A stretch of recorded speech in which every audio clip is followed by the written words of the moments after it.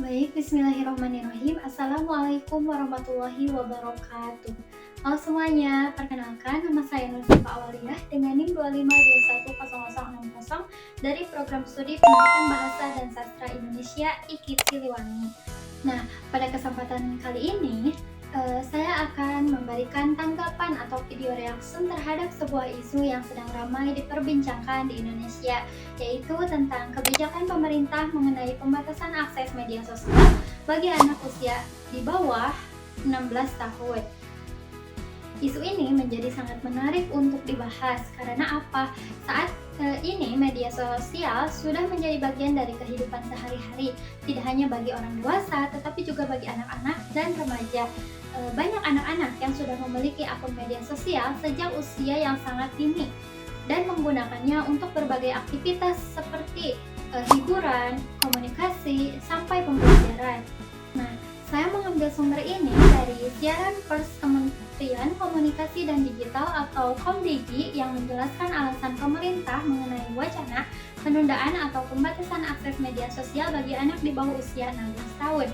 Nah, selain itu, saya juga menggunakan sumber dari BBC News Indonesia yang membahas mengenai tantangan terbesar pemerintah dalam menerapkan kebijakan ini di lapangan.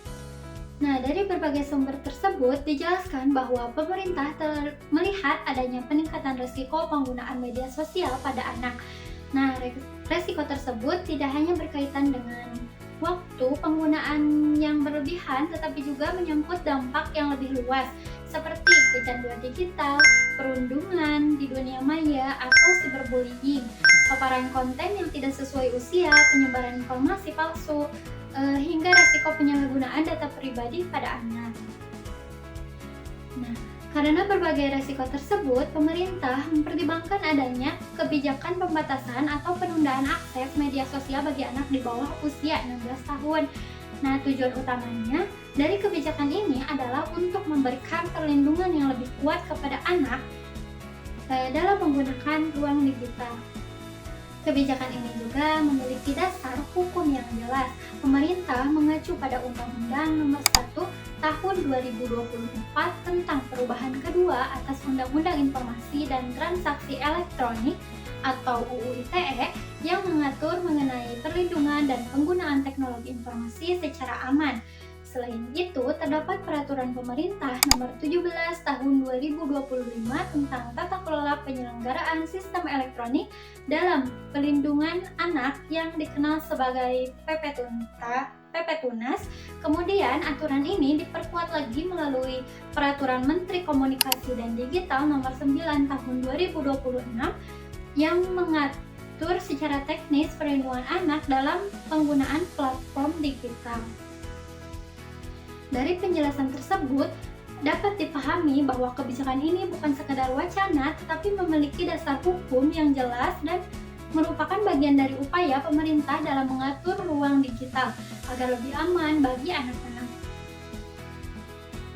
Nah, menurut saya, tujuan dari kebijakan ini pada dasarnya sangat baik karena berfokus pada perlindungan anak di era digital pada saat ini.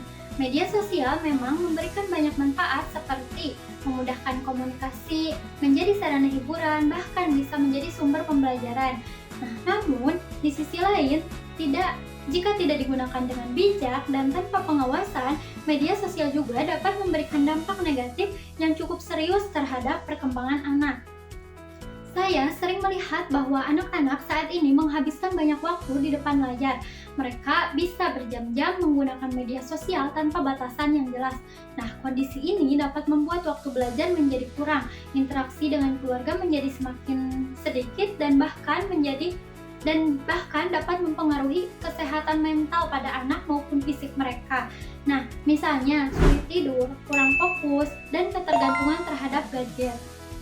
Nah, selain itu, anak-anak juga masih berada dalam tahap perkembangan sehingga belum sepenuhnya mampu membedakan mana informasi yang benar dan mana yang salah. Di media sosial, tidak semua konten dapat dipercaya.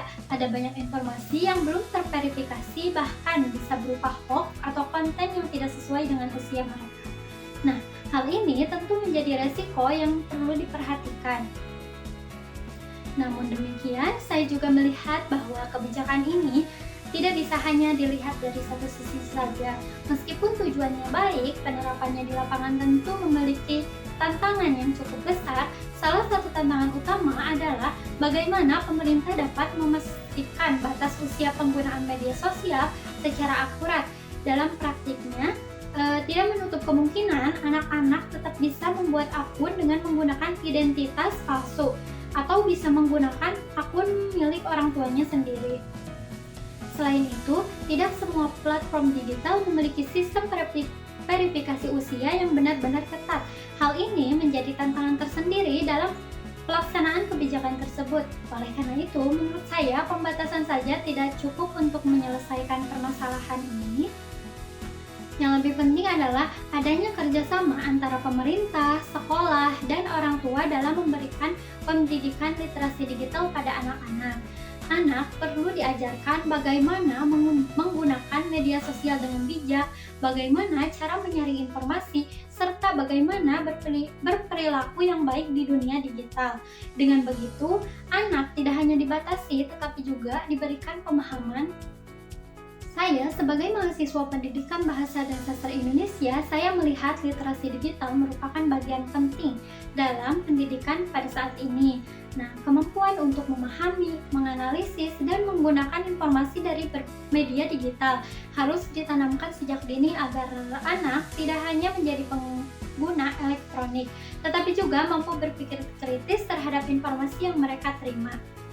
Nah, dari sudut pandang pendidikan kewarganegaraan, kebijakan ini juga menunjukkan bahwa negara memiliki tanggung jawab untuk melindungi warga negaranya, termasuk anak-anak. Perlindungan ini juga tidak hanya dilakukan di dunia nyata, tapi juga di ruang digital yang saat ini sudah menjadi bagian dari kehidupan masyarakat modern. Baik, kesimpulannya, kebijakan pembatasan akses media sosial bagi anak di bawah usia 16 tahun merupakan upaya pemerintah untuk menciptakan ruang digital yang lebih aman dan sehat bagi anak-anak Indonesia. Meskipun kebijakan ini memiliki tujuan yang sangat baik, pelaksanaannya tetap perlu didukung oleh pendidikan literasi digital, peran orang tua, serta kerjasama berbagai pihak agar hasilnya dapat lebih efektif. Baik, sekian video tanggapan yang dapat saya sampaikan mengenai tanggapan terhadap kebijakan pembatasan akses media sosial bagi anak di bawah usia 16 tahun. Terima kasih atas perhatiannya. Wassalamualaikum warahmatullahi wabarakatuh.